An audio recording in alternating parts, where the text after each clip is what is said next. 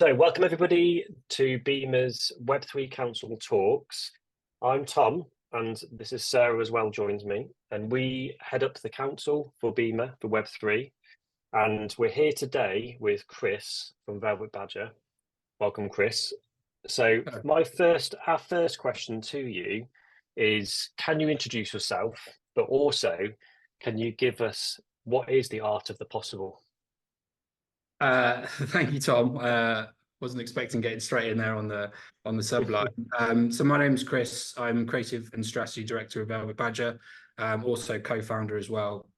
We're a creative and strategic agency that kind of focuses on marrying creative storytelling, but also with innovative technology as well. So we've been running about 7 years now.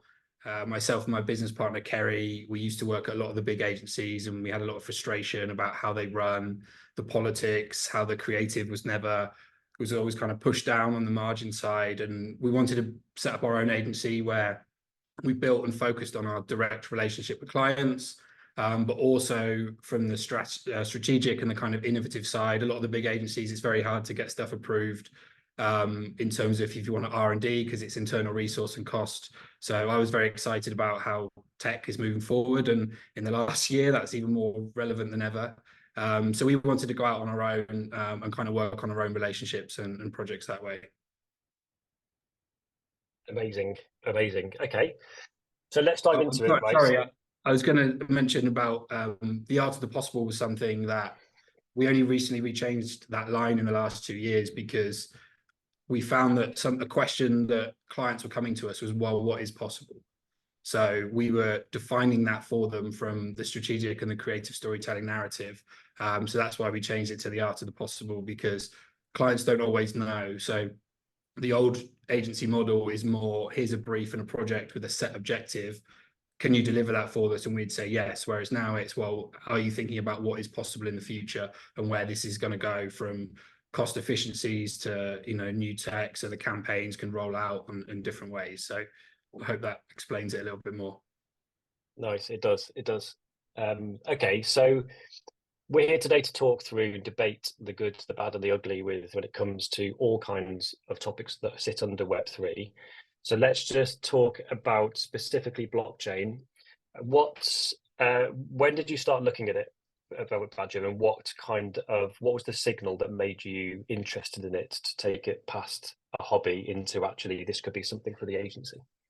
Well, I guess it's a good question. I think it started originally as a hobby in terms of I was just interested in crypto and interested in Bitcoin. And again, this is going quite far back, probably when Bitcoin was like 4,000 or 5,000.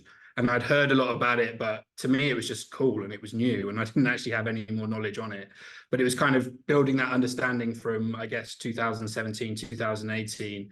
And then because I came from the creative and the 3D world, as a 3D art director in my early days, I first heard of when a 3D artist sold one of his artworks for crypto.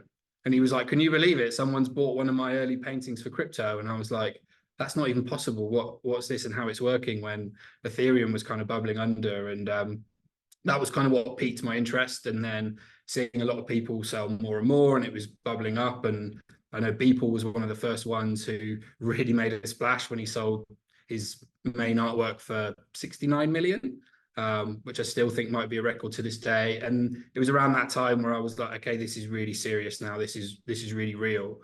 So we started talking internally and even with some of our clients about what the technology was. And we ended up writing down 50 business ideas of how this tech could then branch out from just the ownership of a digital asset and what that could mean moving forward. So that was where we started, and it's been quite a journey, as you can imagine.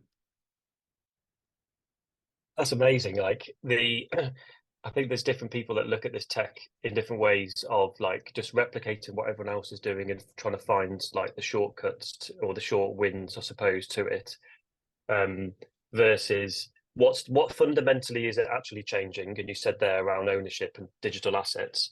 And in our line of work, as in your line of work, what could that change in terms of an experience that you put on for a brand? I think that is really interesting.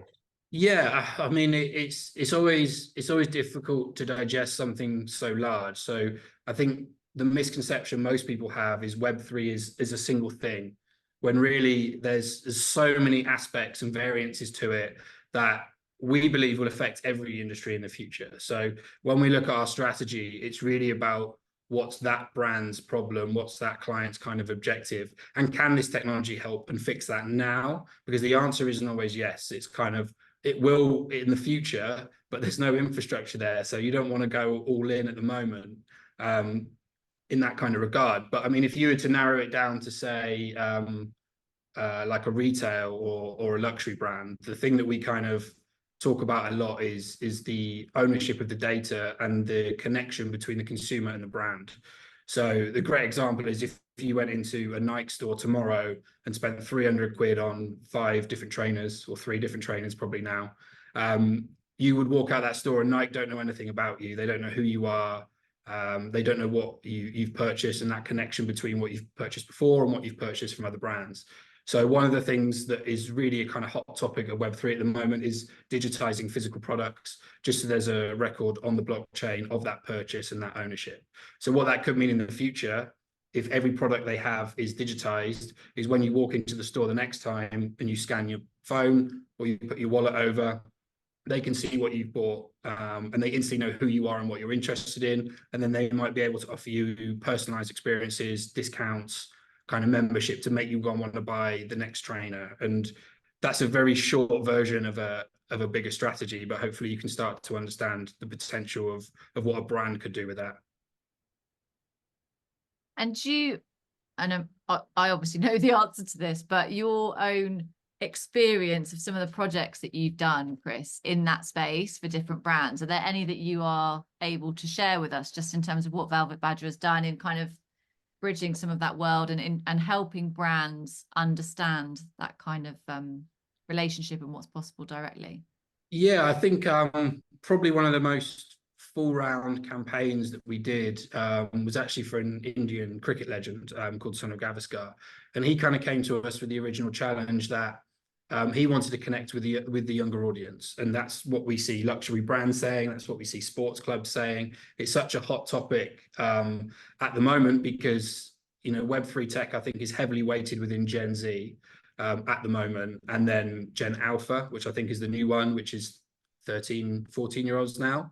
Like, if Gen Z is sort of 70% or 40% into Web3, then Gen Alpha is almost going to be like 95%. So everyone is making sure they attract those younger audiences into the kind of future of their consumer kind of audience. So when we built the Sunil project, we kind of wanted to do a full 360. So we looked at the problems that he had, which is how does he connect with the younger audience? The problem that no one understood who he was or what he achieved when cricket wasn't so big, and you didn't have social media and the internet to really understand the impact that he had. So we built a very low value system that when you bought in, it basically became like a membership token that you're in his club and his team. And then online, when you logged in with your wallet and you had one of his membership tokens in, that got you access into this beautiful 3D crafted Hall of Fame, where we had his whole biography. We'd shot a 20-minute documentary with him out in Mumbai, and that was the only place you could view it, where he got really kind of personal and one-to-one. He could also live stream himself in and announce kind of on his socials, because he still follows cricket a lot and he's commentating on the game. I'm doing X, Y, and Z, come and hear my opinion, and his fans can kind of come into this experience and experience that with him. And that was him connecting to young fans. Also from the commercial aspect is in that experience, we then built products that he was selling, a lot more higher value kind of digital collectibles that came with real world utility. So you could have a dinner with him, you could go to one of the cricket games with him. And if you're not into cricket, he's almost like the David Beckham of football, and what people would want to be able to even have that opportunity to connect with him. Otherwise, there's no way. And that was kind of how we built his strategy around that. I have to say as well, from having seen that as an example that you just talked through, I think it's just incredible what you were able to create and how it is such a beautiful example of those different aspects of accessing content, of the collectibles, of the commercialization, of just genuinely creating an amazing experience where that it's not about the technology, but the technology is the enabler of how those things are brought to life for a brand and for that personality? So it was a separate thing for us. So we started doing virtual experiences when COVID happened, because we lost all our real event work and all our screen content.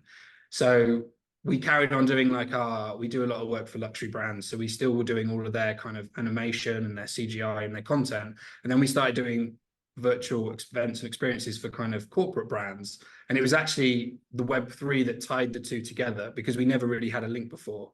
So now we're able to create our kind of beautiful, luxurious worlds as a virtual experience that now connects to kind of e-commerce and purchasing and that kind of data ownership and fan recognition. What are some of the other, aside from that example, which I absolutely love, what are some of the other things that you're seeing brand or other kind of brand experiences, other things that you've seen people bring to life utilizing the technology, but where it is about that experience and it is about unlocking the genuine utility of the technology? Are there any others that come to mind right now for you that you've seen recently? I don't know too much on it, but it's very relevant, as I read about it like last night on the train. But Black Mirror have just announced their NFT collection. It's called The Smile. Again, I might have got some of this slightly wrong, but it's about, again, I don't know the end goal with Black Mirror. I'm assuming there's going to be a quite a twist in an episode that's coming out in the future. But the idea is you log in every day and you sort of smile and you submit your smile every day, and you get rewarded for that with a currency that you can then spend on experiences. So it's interesting. That's something, you know, we see stuff coming out so often. There was a time about 3 years ago where we knew every single Web3 project, and we were very easily going, let's analyze the good and the bad out of that. Let's analyze the good and the bad out of that. Skip forward 3 years later, I feel so far away from everything that's going on in the world. And every day there's a new experience and a new kind of agency that's thought about things in a different way. So yeah, it's quite hard to keep up with the speed. Now, in terms of, it's really interesting though, isn't it? Because from our conversations, you were all over this early. And then actually my understanding is that you were quite surprised that that things just didn't take off at the pace that you expected them to, if I'm remembering that correctly from our conversations.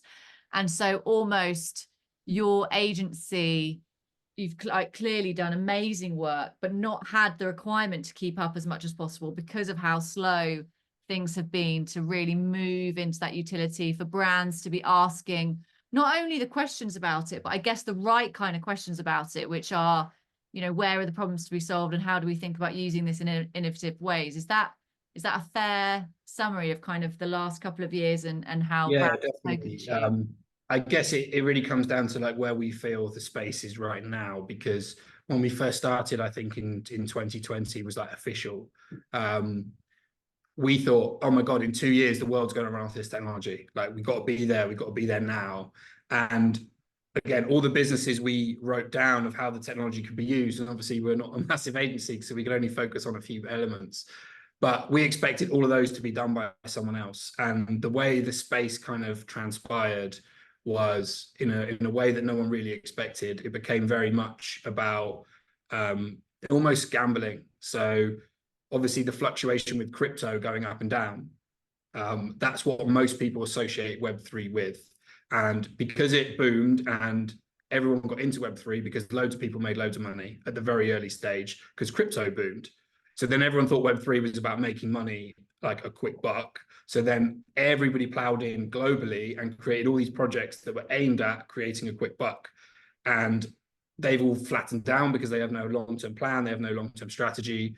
A lot of them are new businesses and don't even understand the fundamentals of, you know, whether it be marketing or brand. So there was that kind of bubble, and I think that left a really negative and sour taste, because then when we came back down the other side of the bubble, everyone then lost money, and then everyone was like, "Why would you be into this? It's gambling," which is really so far away from what we believe it actually is. And I feel like it's only in the last 6 months that brands are kind of understanding the technology side a little bit more. You don't even need to have crypto involved for it all to work. And, you know, some of the projects we've spoken about, Sarah, removing that volatility of crypto on the assets that you buy and purchase and trade is so important, because that's not what we had before. So I don't know where that kind of came from. And, you know, all the projects now, a lot of them are launching on more stable coins, which means there's no difference to the value at fiat. So it always stays the same. Really, really important from the strategy side. I know, because obviously we're doing a lot of research in sport at the moment, and all the football clubs release fan tokens. And we knew straight away that was only going to go one way. And if you look at the graph of value, they spiked on day one and then they've plummeted all back down, because the football clubs tried to make the money, the fans were aware, there's no long-term strategy of the utility that you get from it. And now it's in talks that the government might be banning these as like a legal sort of tender. So that shows the short-sightedness that everyone has taken to try and make that quick buck rather than the long-term infrastructure. It's always been the relationship between the technology and currency has been its Achilles heel, I think, for a long time, is exactly you've described.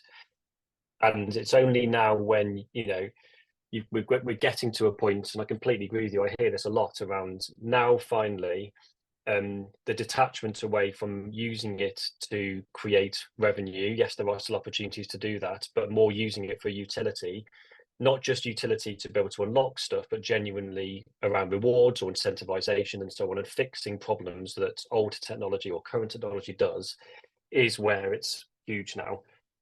What I'd like to ask you now, well, debate between us all, is let's go back to your examples there with Black Mirror, or even your cricket example. Why is Web3 being used in those situations, do we think, that's currently solving a problem that current technology could not do? It's a good question. I think there's probably 4 or 5 different answers, but the one that comes at me first is about the fan ownership and what they own. And this, the way I see it, is it boomed so much, is it almost felt like a movement. And it was, you know, decentralization was something that everyone wanted, everyone hated, you know, the big organizations and the conglomerates owning everything, and you never really get a say. And I think that thread runs through everyone that got into Web3 early on. And that is still where I see it now. So if you take membership points as a great example, if you take, I don't know, Pret, and you start building up your points, if Pret go down, you've lost all your points. Like there's no like connection. There's no, you don't actually own what they say you own. And that's the same with anything, be it tickets or whatever that comes through. You want to kind of own that in your own wallet and have that authentication that's ticked off on the blockchain. So I guess, I don't know if that answers your question. Again, there's probably quite a lot of answers, but I think that's the first thing that comes to mind. No, it does. Sarah, what do you think? What's your view? I feel very strongly about this, as I think you guys know. And I totally agree with Chris. I think going back to some of what Chris said earlier, I really agree with this this notion of the gambling side and the volatility versus what is actually possible in the utility. And I'm reading Chris Dixon at the moment, the Read Write Own, which I know, Chris, you were talking about Read Write Own years ago. And in his book, he talks about the casinos versus the computers, and are we now at this point of shifting towards the computers? And one of the things that I see as being really exciting about where we are, and actually the three of us having this conversation as well, is this point about ownership and data. And one of the reasons to push, even though this is hard, and even though it's not perfect, and even though I think all of us are speaking to brands and businesses right now who I'm not entirely sure understand like some of the complexities we're going to have to go through if you really want to try and deliver against this sort of experience. But it's one of the big things for me is about the users. I feel like the way that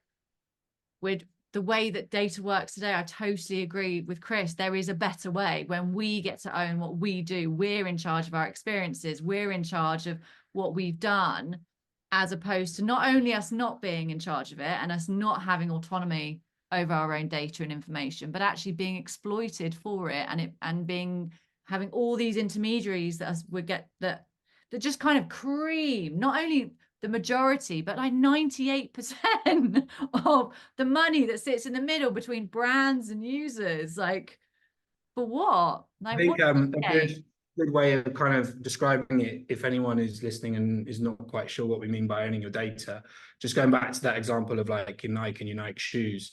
At the moment, everyone knows that anything you do online via Google, Facebook, social is sold from them for the advertisement. Whereas if you own your own wallet and you have control over your own wallet, with which has your data inside and your purchases and your history, if you're happy to share that, you then get rewarded. It's not Facebook selling your data, it's you selling your data. And these kind of apps and infrastructure procedures aren't fully there yet from like a global scale, but we know so many companies that are building them, and it's only a matter of time before they hit. And when they hit, I think it will hit fast, and it's going to be the snowball of every other brand and everyone else kind of jumping on. Okay, what I'd like to go to next is about how you obviously clearly yourself been into this space for quite a while, right? You're very passionate about it and you're delivering like actual real utilities we've talked about. How have you seeded that into the agency, into other people, into your team? What's the ways in which you've done that and the learnings? What's the sort of barriers and the things that haven't worked to be able to create that? Not that single innovation person over in the corner that does the cool stuff and they're the one that builds in blockchain. How have you like inspired the culture? So it's again, it's a really good question. I think there's two things. First, it comes from our own company philosophy, which is why we started the agency in the first place, which is we always want to be at the forefront of technology because our campaigns have to be relevant to that. There's no point working on a campaign if I don't understand where the world's going. It doesn't make sense to me. A lot of agencies run that way still. But I believe they're the agencies that will fall apart in the next 3-4 years. I'm not just talking about Web3. I'm talking about AI, spatial computing, everything. It's all going to somehow tie up in a bow. So to work at our agency, you have to almost have an interest in that. I think that's the first thing. The second thing is because we feel like we started so early on, before even like a year ago, people were saying at a barbecue, like, what is Web3? And I'm just like, to me, I've just been living and dreaming it for 4 years. When we started, again, like we knew every project, we also knew everyone in the space. So every major company that is boomed in the last 4 years, I probably spoke to the CEO when they were 2 people because there was no one doing it. As Sarah, you're the one that has missed my attention, I think. But there was, we used to go to events, around the world, Australia, Paris, and there was like 1,000 people in a room. And, you just got to know everyone. And there's been some very successful people off the back of it. So, in hiring the specialist roles per project, they don't all sit in-house because we don't know what we're going to need at what point. It really comes down to what brief the client gives us. And usually we spend quite a bit of time on consultancy and strategy that we do have in-house. But if it came to technical build, that's where we look to use like partners that we know and trust because, again, the biggest problem or the biggest barrier at the moment is still infrastructure. I know that's something Sarah is working on tirelessly. But it's not quite ready-made yet that a brand can just come on and plug in.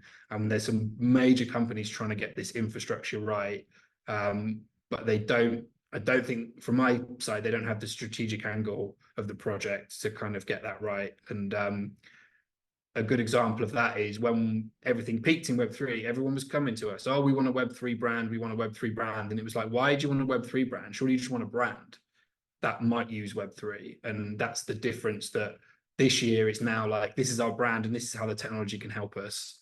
And they want that kind of scoping out and planning. So that's where we're coming into it a lot more and how we've seen it change a lot over the last year and a half, I suppose.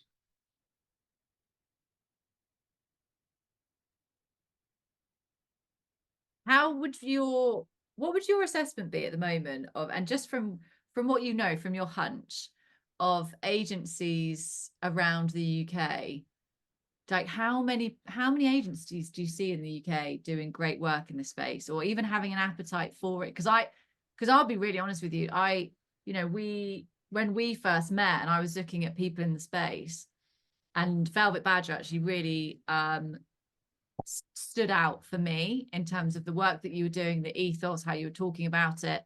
And I don't see lots of people talking about it in that way. And I was just interested in your opinion of kind of where you see the space especially in the UK at the moment, but also, I guess, your advice and thoughts for agencies and potentially what you said there about these things changing and coming into a bow.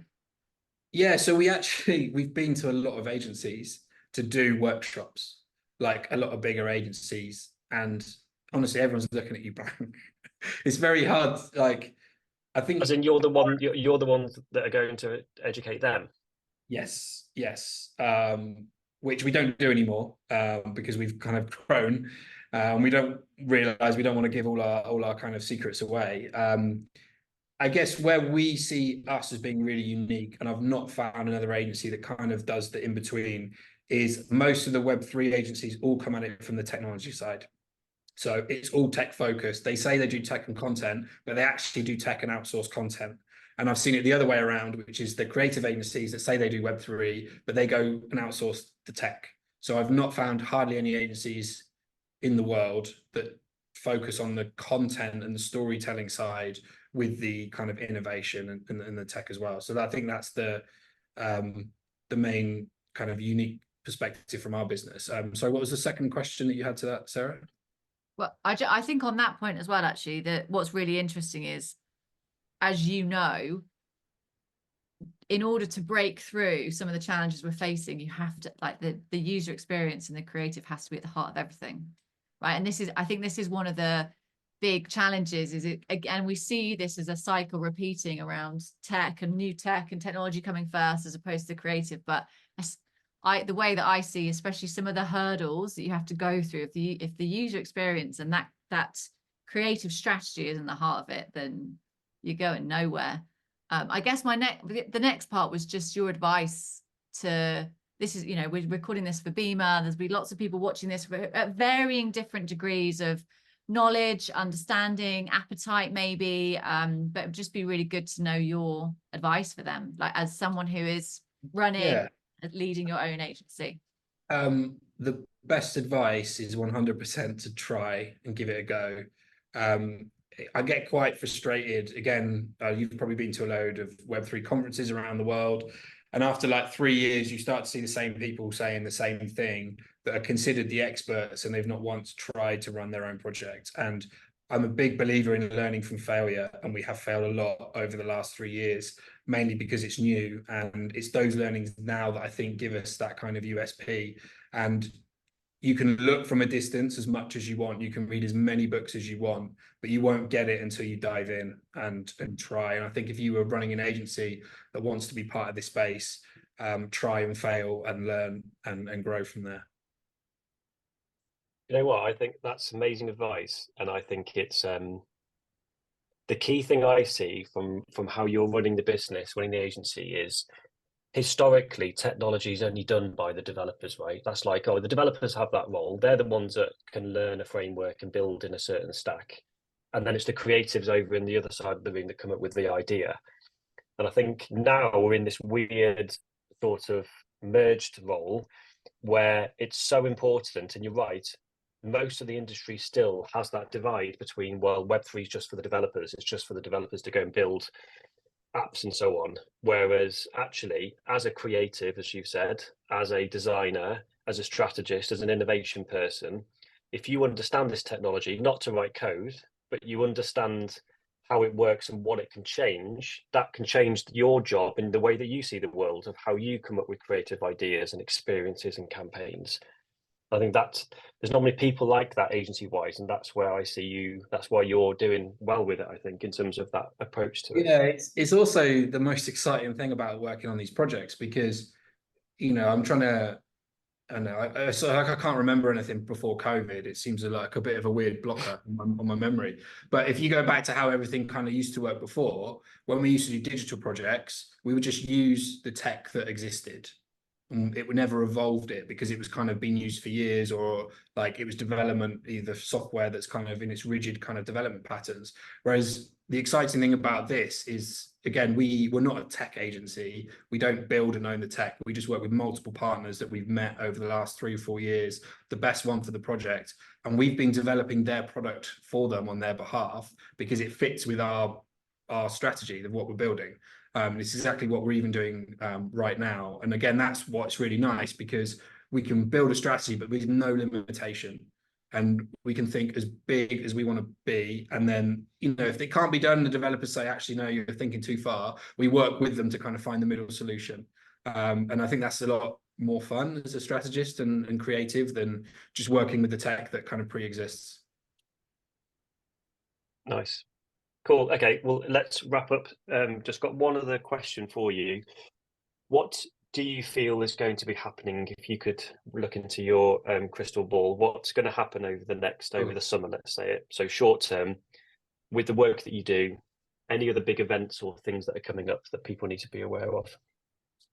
From the Web3 side, I've learned my lesson in that it's not going to happen as quick as we originally thought 4 years ago. More and more brands have entered, especially in luxury. So we actually pitched, I won't say who, for the brand to be the first luxury brand in Web3, and they turned it down. It was like loads and loads of pitching, trying to get lawyers and legal to understand, and they turned it down. They would have been the first, and they would have been benefited from that now. And now, like, all luxury brands are in there, automotive brands are coming in, sports clubs are coming in. It's growing, but I still feel there's like a 2-year limit, I think, from now. I think it's going to take a while. The bigger and most interesting point is how the Web3 tech now combines with AI, which, you know, that's a whole nother conversation. Again, it's something we've been using a lot over the last 1.5 years, and we still get amazed at the speed of development of that. How that kind of connects with Web3. Also, you've got, you know, we find this quite weird because we were doing VR experiences years ago, and it felt like it never bubbled. It never kind of like really took off. And I always was like, one day we're all going to have VR in the homes. I was, you know, kind of adamant from that. And now it's kind of changed into what Apple are coining spatial computing. And again, everyone's got their different opinions on the headset and what it's going to mean, but it is version 1. And I do think, as you know, every year that goes by, that might be the new medium to experience your Web3 projects and how that works. And, you know, some of the examples already now, which is you're sat at home, you're watching your football on your TV, but then you've got your community apps, you've got your tactics boards on the table. Like, that's really, really interesting, and it's going to change audience behavior and kind of, yeah, there's so much to unpack with that. And again, in 6 months' time, I don't think there's going to be a major difference with AI, who knows. But I think over the next like 2 to 3 years, like, we advise brands to start thinking about it now, so that they're kind of ready to jump, and they don't have to do anything, but just have the conversations, you know, kind of get prepped, get the knowledge, and then start working from there. Nice. Sarah, any last questions? No, just thank you so much. I really I'm so grateful that you've come and joined us to create our first BIMA video. And yeah, it's just so exciting to see the work that you're doing, and I'm really grateful for you to join us. Great. Well, hopefully it won't be the last. No, I hope not. Amazing. Thank you, Chris. Thank you.